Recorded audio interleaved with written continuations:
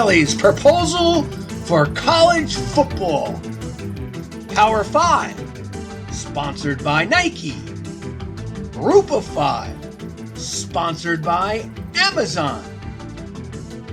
Hey, where does the education of athletes figure into this? Hi everyone, this is Will O'Toole welcoming you to another edition of Park Ridge Sports History. I thought we'd have a lot of fun today by doing something different. And I know that the last 2 weeks I was doing, famous athletes on To Tell the Truth. And then last week I did Sergeant Bilko and the life and times of Steve Bilko, the great minor league player from the Pacific Coast League. This week I just want to touch on a couple of things that were in the past. And actually, to be honest with you, I didn't even hear the words of Chip Kelly. And of course, if you don't know who he is, he's the coach of UCLA. He had also coached at Oregon, and he had also coached in the NFL with the Philadelphia Eagles. But during a post-game press conference when the UCLA Bruins defeated the Boise State Broncos, and I forget what the name of the bowl game was, but it was one of those games I watched a little bit, and then UCLA got in front. And it was not a vintage Boise State team. They were not going to do the Statue of Liberty. They were just uneventful, unexciting this year. That being said, I still love watching the Broncos because they can do some crazy things. They are fun. Just wasn't a vintage team. Make a long story short, Chip Kelly got up on the podium and and I'm not saying he was pontificating, but what he was saying is, look, and I agree with the concerns that he has. And that is, we are leaving the Pac-12 conference, UCLA and USC, along with Washington and Oregon, to join the Big Ten. Why don't we just do it for football? And his whole plan is, just like Notre Dame is independent in football, and now UMass, and it was to this year Army, but now they've joined the AAC, the same conference with Navy and Temple and Tulane. Anyway, he says, why don't we just make all of the Division I football programs independent?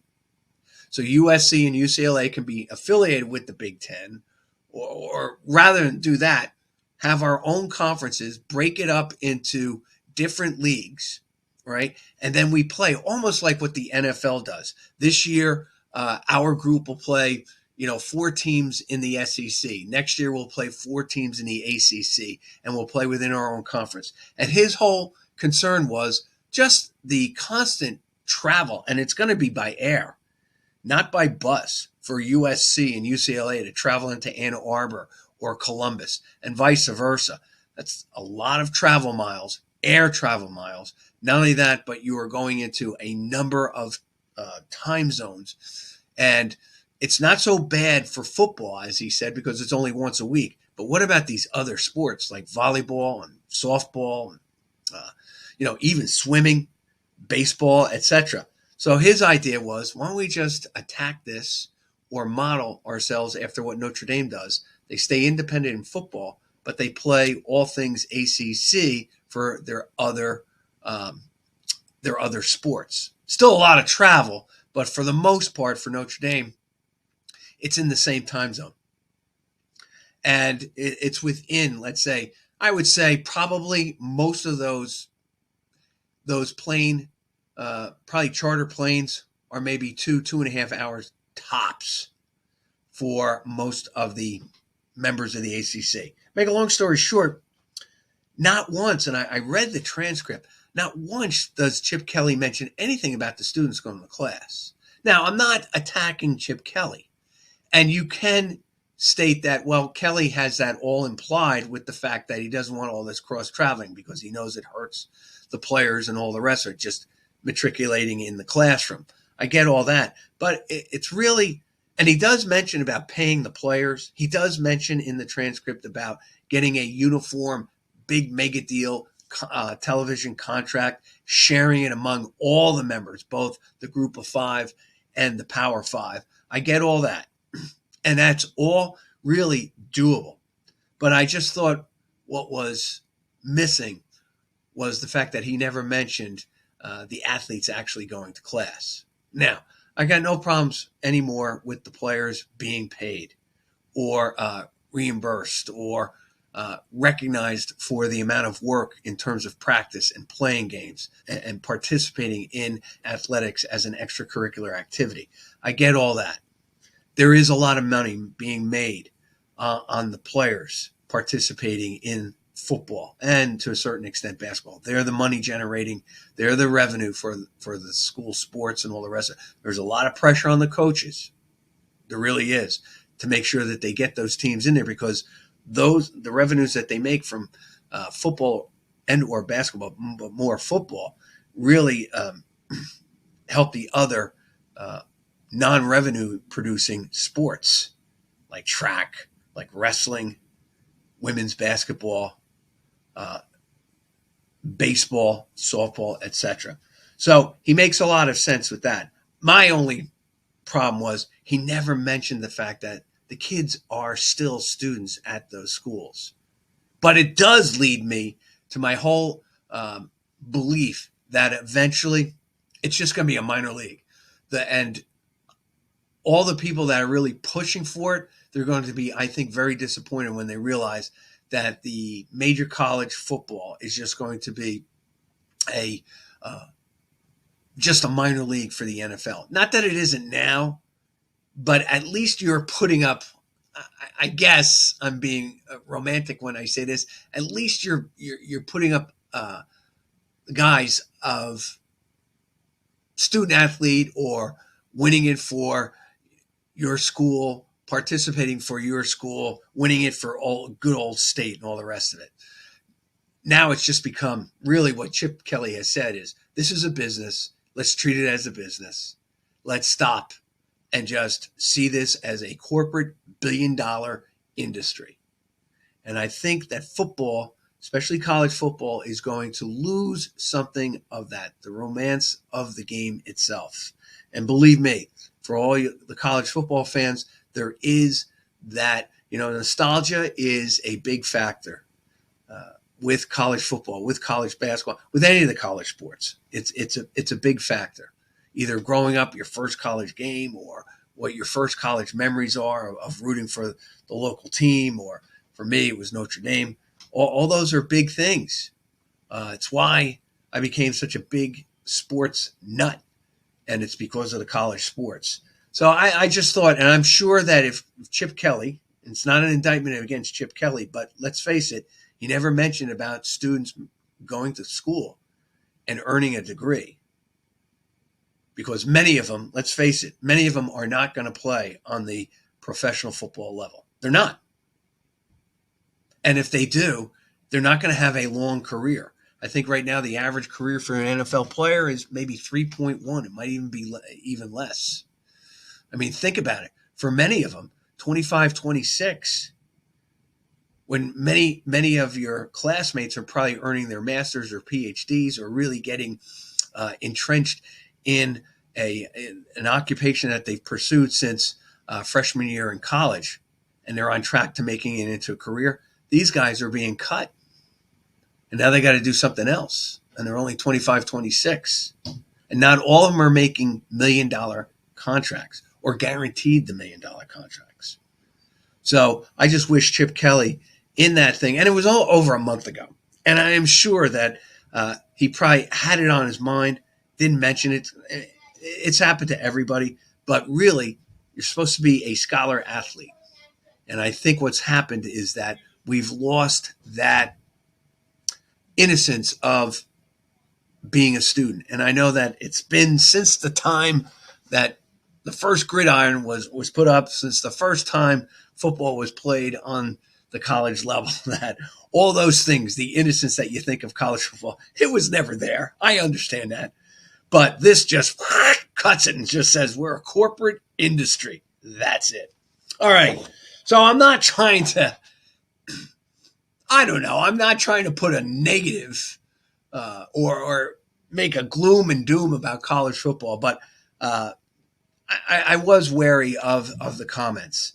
And as I have often stated, all of this, and this actually proves what I've maintained. I don't think this conference merry-go-round is done. I think eventually these mega conferences, and really Chip Kelly has basically implied that they're going to implode because of logistics, because of revenue, because some teams might not be keeping up with the bargain of being big time. Think about Northwestern and Vanderbilt, the Wake Forest, and all the rest of it, who are pretty renowned academics. Even Stanford, putting Stanford in there, and yet they're okay. It's not like they're a perennial power in football. In fact, sometimes I can't even remember the last time Wake won, let's say, 10 games in a season, or even went undefeated in a season. Same with Vanderbilt. I think Vanderbilt's first bowl game was like 1982 when they played Wisconsin. So they're academic based.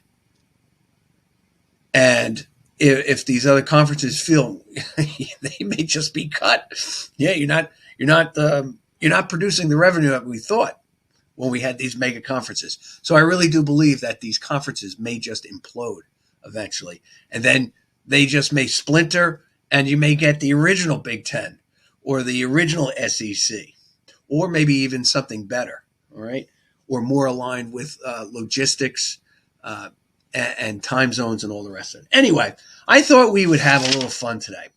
Again, inspiration. I'm going through Twitter. I love the baseball.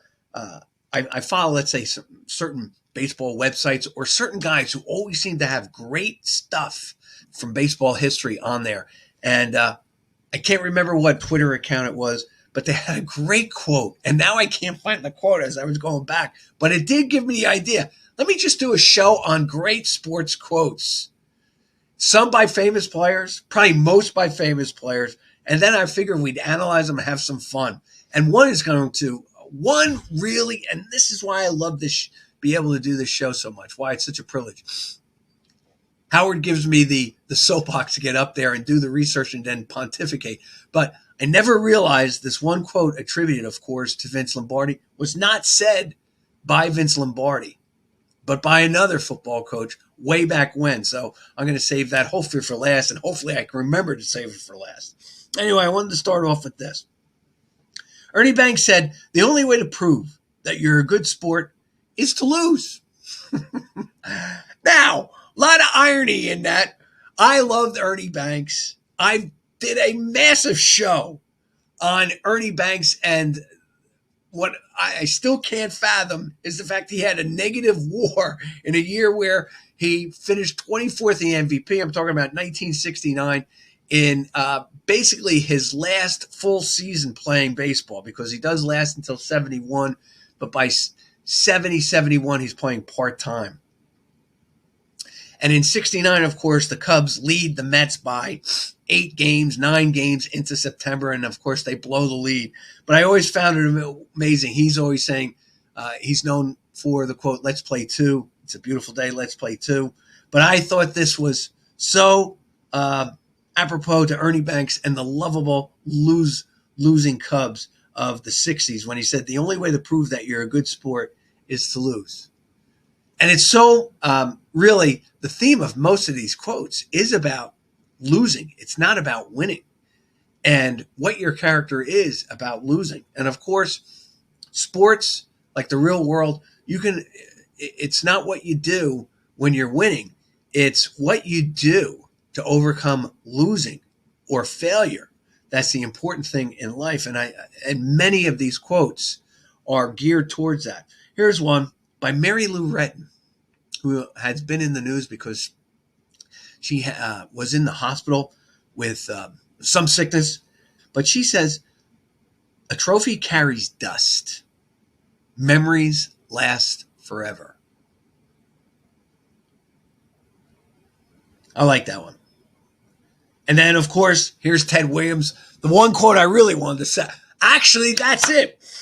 The website or the Twitter was about Ted Williams. And it is a quote that you can find in Ball 4 if anybody wants to see it. And I can't repeat it because this is a kid's show. But it is pretty funny about Ted Williams. And just goes to show you that he was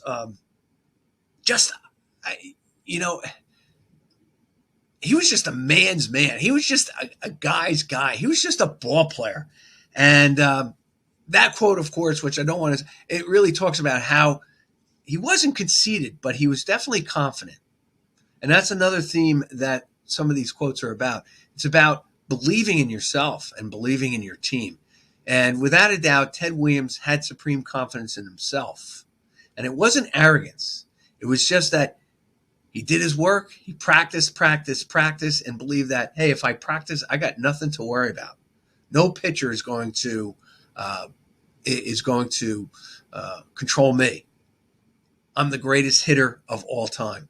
But he said this: baseball is the only field of endeavors where a man can succeed 3 times out of 10 and be considered a good performer. And it's so true.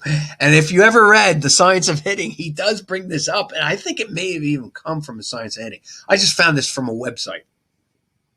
But in The Science of Hitting, it's great because he supposedly used to say, if any of the Red Sox players would come up to him when he used to go to spring training with the Red Sox, and they ask him how to hit, he used to say to them, "Did you read my book?" And if they said no, he said, "Well, go read my book and then I'll talk to you." And it's true. And if you've ever seen the Science of Hitting book, it's Williams. And he was ahead of all the metric guys today. He has a strike zone, the normal strike zone from, the letters to the knees. And he has all these different baseballs in there with different colors. And in it was the batting average that he had for wherever the ball was placed. So he was a left-handed hitter. So if it was low and away, maybe he hit 254. If it was right here, maybe it was like 375. It was right here and over here, maybe it was like 326. So it was really cool how he did a whole graph of his strike zone and his success rate in that strike zone. And if you notice on it, there's no, unlike Yogi Berra, there are no balls that he hit outside that strike zone. Very real. That would be a great research. How many times was Ted Williams called out on strikes? And I guarantee you that it's over his career. I bet you it's fewer than 100 times. I would gather that it might even be fewer than 50 times.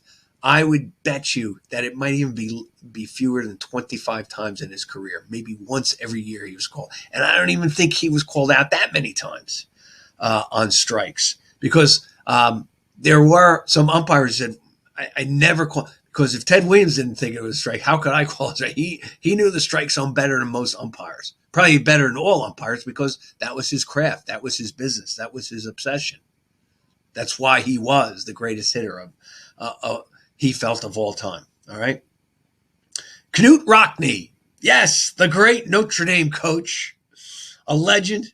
Knute Rockne said, "One man practicing sportsmanship is far better than 50 preaching it." Reason I say that, and here's a connection. The other day, Texas lost to, I believe, Central Florida. The UCF put the horns down as after the game when they upset Texas, and they were offended by it. And as I was thinking, okay, maybe you're offended by it, but maybe Texas Longhorns shouldn't be so quick to put up the horns when they're winning or when they're being successful. So it kind of works both ways. But I do believe that Knute Rockne stating, "One man practicing sportsmanship is far better than 50 preaching it." My dad used to say, because he never liked the touchdown celebrations, he always used to say, "Act like you've been there before." And I think it's what Knute Rockne is saying is apropos to that, all right? Sportsmanship. It's not the will to win. This is what Paul Bear Bryant said. It's not the will to win that matters. Everyone has that. It's the will to prepare to win that matters. Of course, Bear Bryant, 300 plus wins in his career, a number of college football championships, a plethora of players that were in the NFL, including, of course, Joe Namath, Super Bowl winner for the Jets. I know that always makes the Jet fans happy when you say that. Probably the most significant Super Bowl victory in the history of the Super Bowl. Right? You could argue that. But Bear Bryant said, it's not the will to win that matters. Everyone has that. It's the will to prepare to win that matters. It's interesting. And again, I'm making a connection with this. It's interesting that Paul Bear Bryant only had one Heisman Trophy winner, and that was at Texas A&M with John David Crow. He never had a winner at Alabama. And yet, in 1971, Pat Sullivan wins the Heisman Trophy playing quarterback for Auburn, his rival. And that's a whole nother show I want to do on that. But it just made me laugh because Auburn, of course, has always played second sister to Alabama. And, of course, after Bear Bryant, people don't realize this, the Crimson Tide only won one national championship, 1992, with a former coach and player for Bear Bryant. He coached both the Cowboys and the Cardinals in the NFL, but they beat in 1992 Miami, and I really thought Miami was going to win that game. And I was partial because they were from the Big East, so I wanted the Big East to look good. And they just got swamped by the Crimson Tide. Really just beat them crazy. Anyway, Tom Landry said this: I've learned that something constructive comes from every defeat. Now, the reason I bring up Landry, I was actually going to do a show about, and I have done a show about this.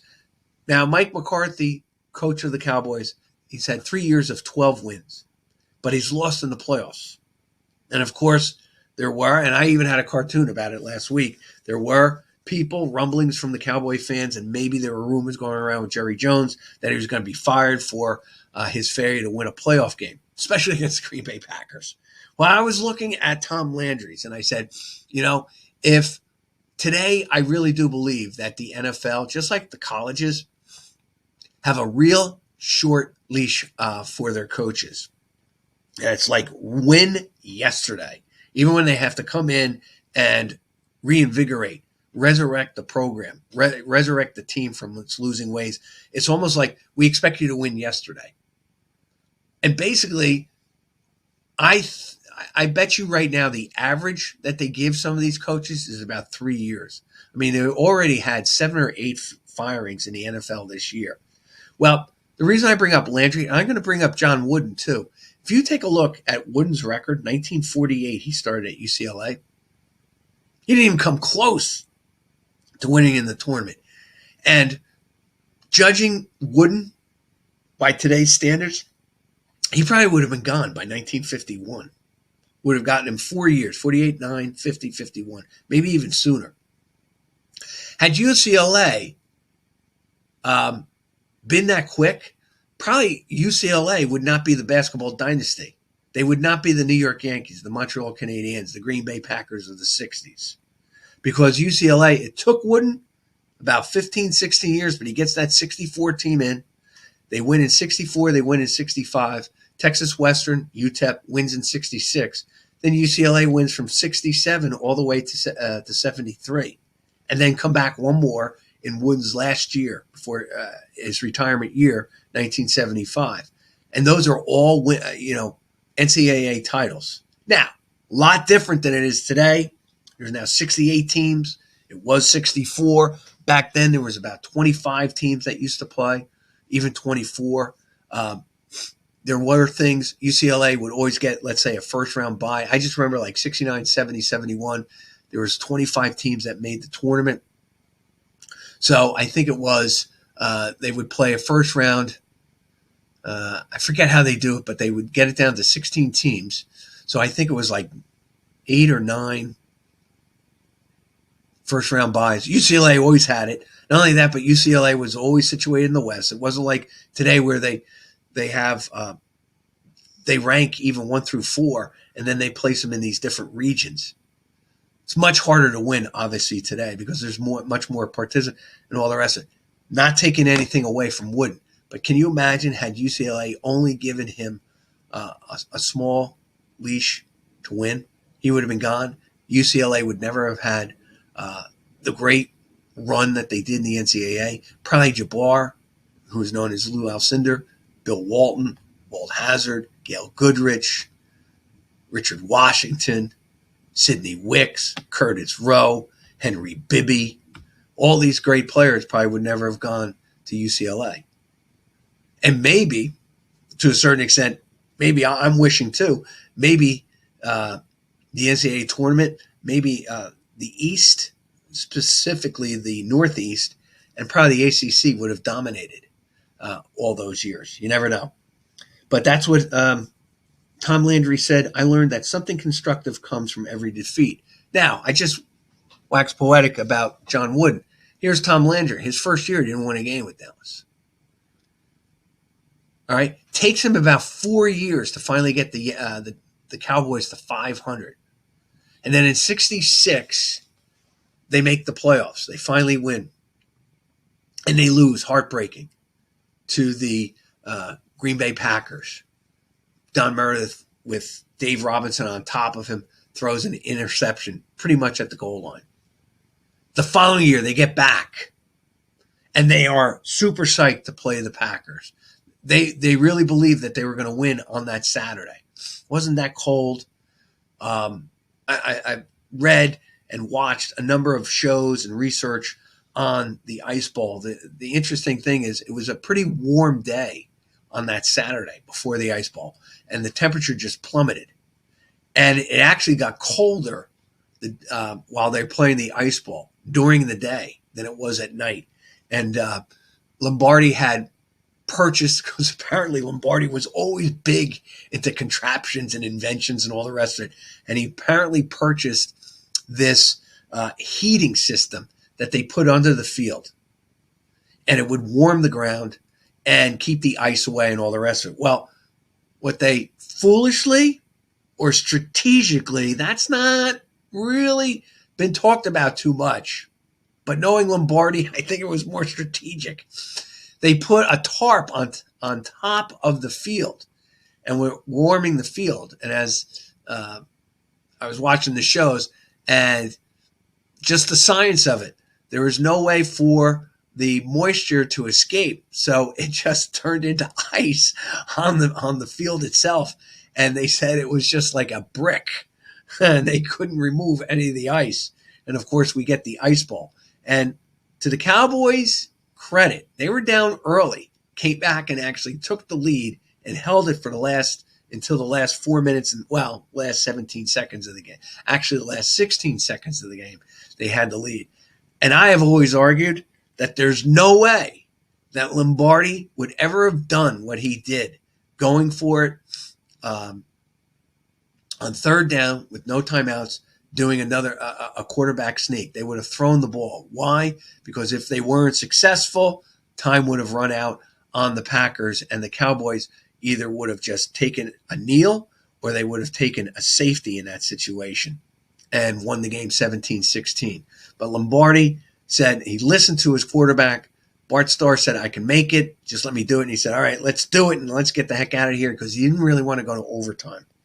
And he didn't want to put the fans through another, let's say, 5 or 10 minutes of overtime, sudden death at that time. But that play would not be done today. That would have been 2 or 3 passes in the end zone today just to preserve the time. The game has – I always talk about this. I think too many of the coaches are corporate coaches. They call because it's businesslike.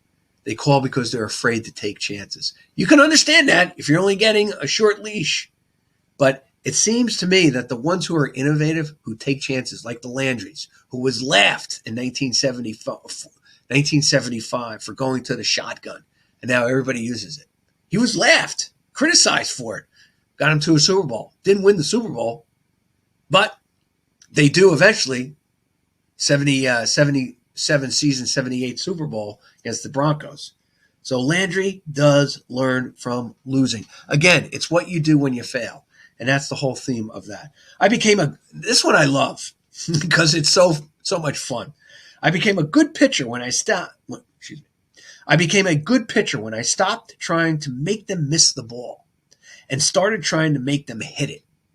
Sandy Koufax. Now, Koufax, who is among my brother Ed's favorite players of all time, you got to remember in the 60s, Sandy Koufax really was a big time. You know, it is interesting. You got Willie Mays. He plays every day. You got the ending of Mickey Mantle's career.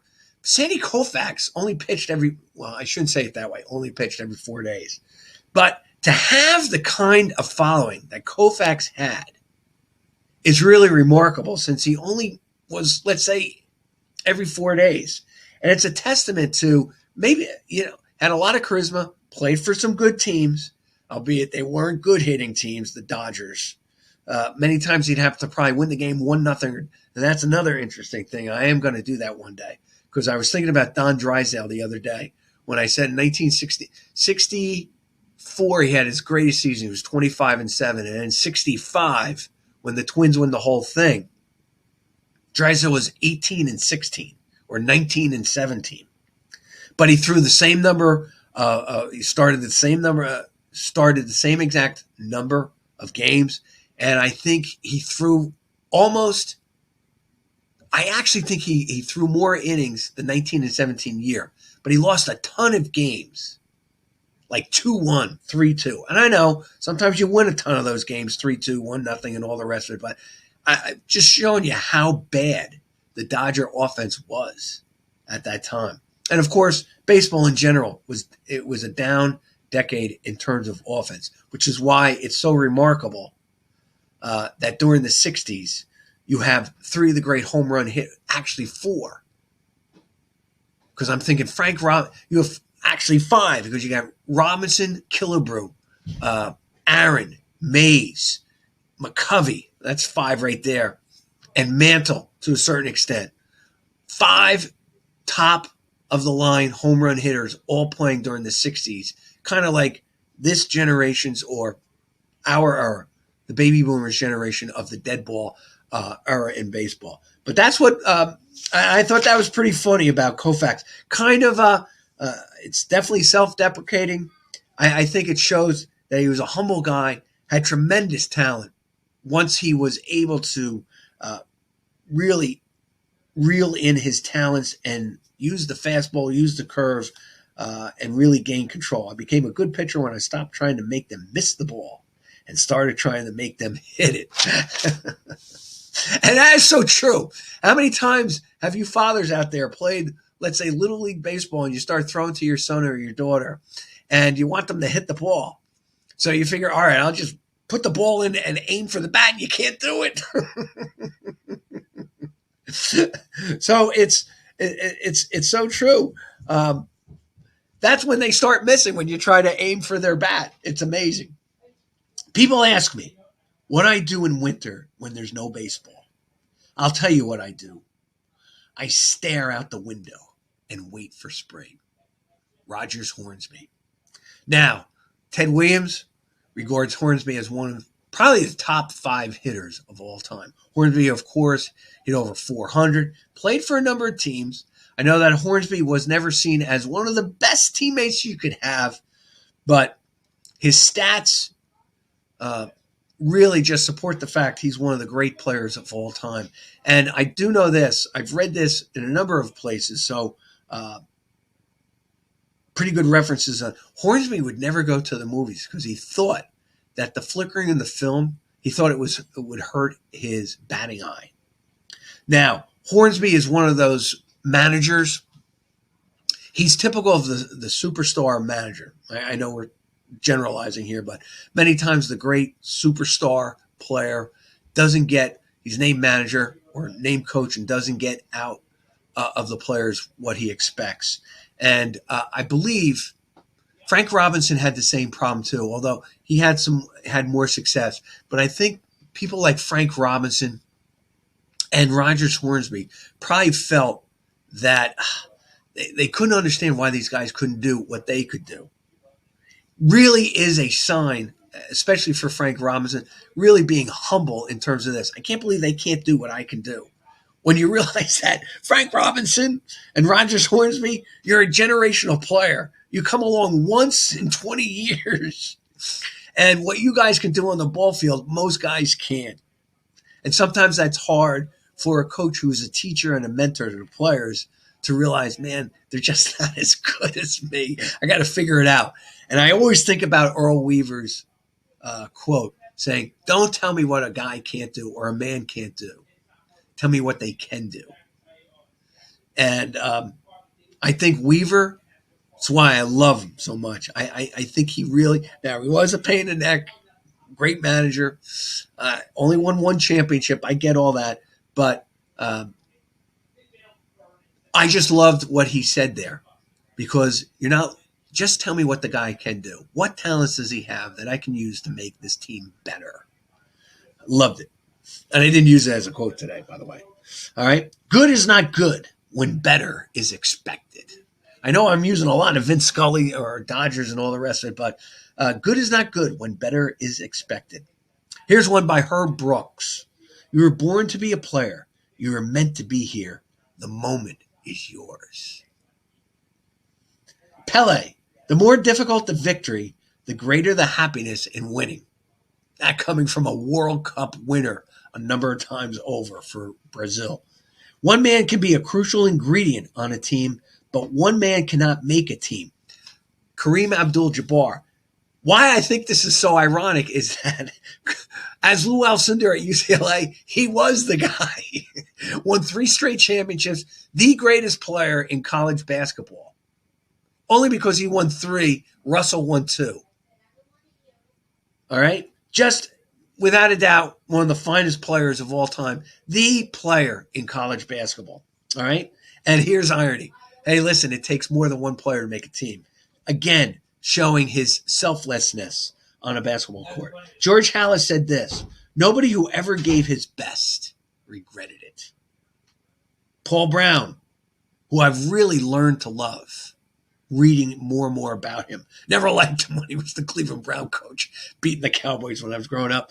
And it wasn't him. It wasn't he. It was actually Blanton Collier, who was probably a disciple of Paul Brown. So you know what I mean.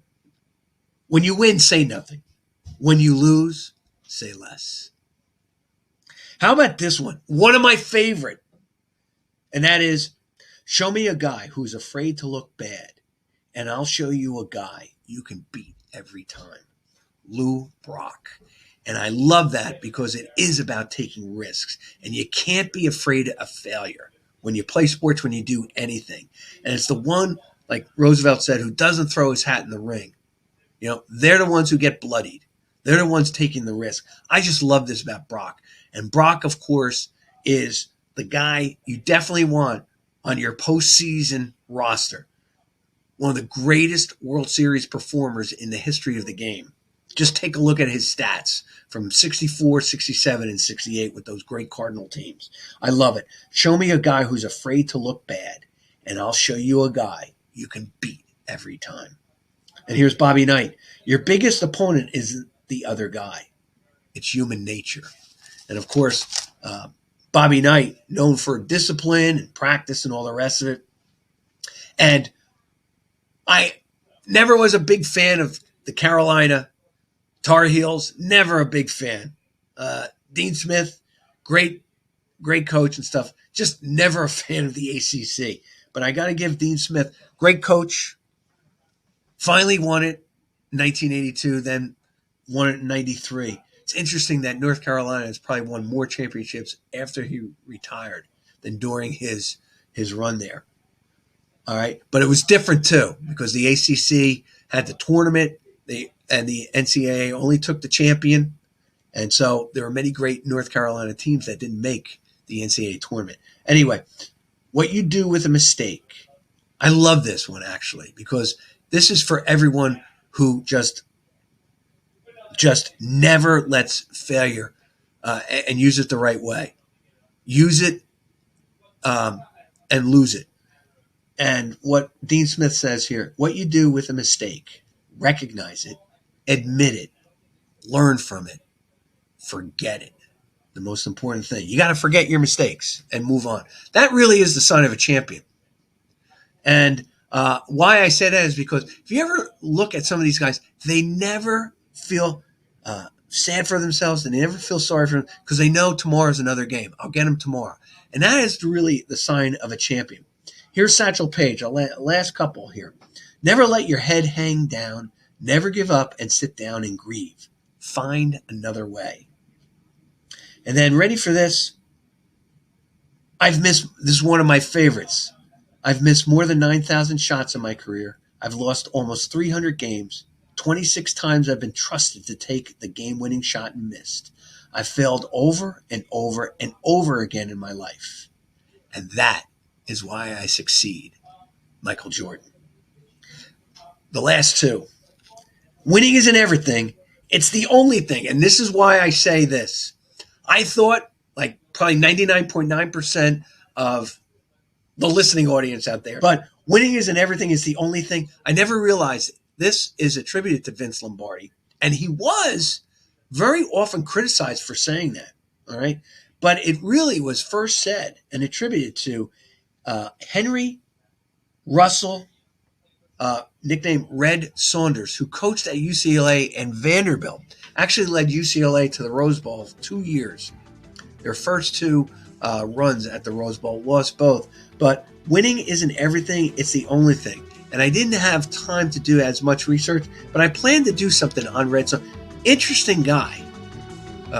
And he's not talked about in the annals of college coaches all that much. But he's the one who first said it.